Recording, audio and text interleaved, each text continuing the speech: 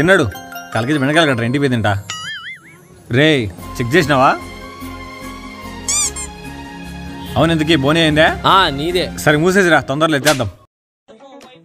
రామమ్మ, ఇదే మన ఫ్లాట్. ఆ పక్క హాస్పిటల్, ఈ పక్క స్కూల్. ముందర చూస్తే గుడి, వెనకాల చూస్తే వైన్ షాప్. ఎంత పడింది? 1.5 దాకా పడింది. అంతెందుకు పడిందిరా? రే సిటీ సెంటర్ రా ఇది. ఓ, హోమ్ ఇన్స్పెక్షన్ చేయించుకునేవా? హోమ్ ఇన్స్పెక్షనా?